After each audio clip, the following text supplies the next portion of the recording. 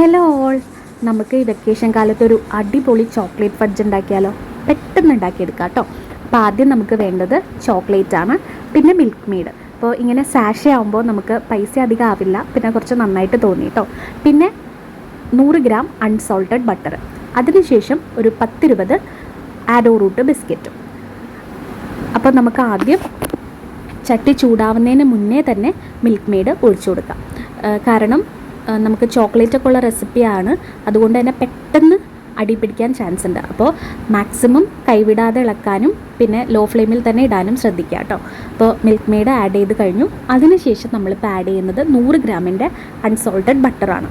അപ്പോൾ ബട്ടറിൻ്റെ ടേസ്റ്റ് എല്ലാവർക്കും ഒരുപോലെ ഇഷ്ടപ്പെടണമെന്നില്ല. അപ്പോൾ അധികം ബട്ടറിൻ്റെ ടേസ്റ്റ് ഇഷ്ടമല്ലാത്തവരാണെങ്കിൽ ഒരു പകുതി ആഡ് ചെയ്ത് കൊടുത്താലും മതി.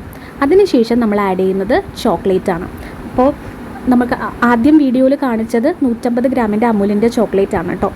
അതിൻ്റെ കൂടെ 40 രൂപയുടെ ഡയറി മിൽക്കും കൂടെ ഞാൻ ആഡ് ചെയ്തിട്ടുണ്ടായിരുന്നു.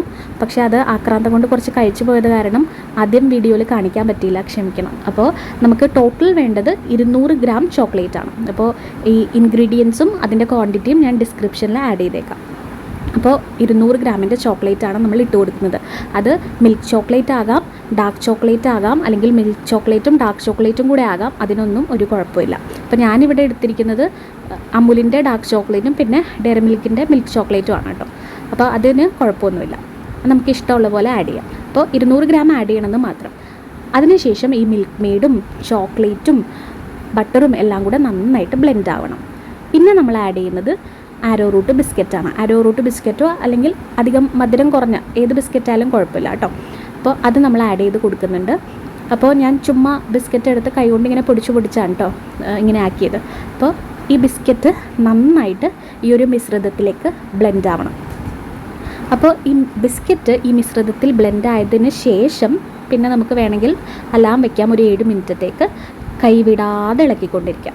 അപ്പോൾ ബിസ്ക്കറ്റ് ബ്ലെൻഡ് ആയതിന് ശേഷം മാത്രം പിന്നെ നമ്മളൊരു 7 മിനിറ്റും കൂടെ കൈവിടാതെ ഈ ഒരു മിശ്രിതം ഇളക്കിക്കൊണ്ടിരിക്കുക. അപ്പോൾ ഇതുപോലെ ബട്ടർ നന്നായിട്ട് തെളിഞ്ഞ് കാണും. അപ്പോൾ അത്രയേ ഉള്ളൂ, സ്റ്റവ് ഓഫ് ചെയ്യുക. അതിനുശേഷം ഒരു പാത്രം എടുത്ത് ബട്ടറോ ഗീയോ അല്ലെങ്കിൽ ഓയിലോ ഗ്രീസ് ചെയ്ത് ഈ ഒരു മിശ്രിതം ഇട്ട് കൊടുക്കുക. അപ്പോൾ നമുക്ക് ഇത് ചൂവി ടെക്സ്ചറാണ്. അപ്പോൾ അതുകൊണ്ട് സ്മൂത്തായിട്ടൊന്നും ഇരിക്കില്ല, ഇങ്ങനെ ഇരിക്കുകയുള്ളൂ. അപ്പോൾ ഇത് കഴിക്കുമ്പോൾ നല്ല ചൂവി ടെക്സ്ചറായിരിക്കും കേട്ടോ. അപ്പോൾ ഇത് നമുക്ക് ഫ്രിഡ്ജിൽ വെക്കാം, പെട്ടെന്ന് സെറ്റ് ആവണമെങ്കിൽ ഫ്രിഡ്ജിൽ വെക്കാം, അല്ലെങ്കിൽ നമുക്ക് പുറത്ത് ആറുന്ന വരെ പാത്രത്തിൽ ഇരുന്ന് ആറുന്നത് വരെ വെക്കാം കേട്ടോ.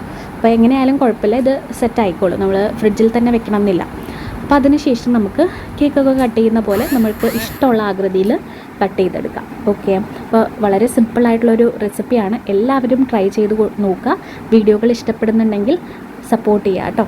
പിന്നെ ഇത് ഞാൻ എപ്പോഴും ഉണ്ടാക്കാനൊന്നും പറയുന്നില്ല, കാരണം ബട്ടറൊക്കെ ഉള്ളതുകൊണ്ട് വല്ലപ്പോഴൊക്കെ ഉണ്ടാക്കി നോക്കാം.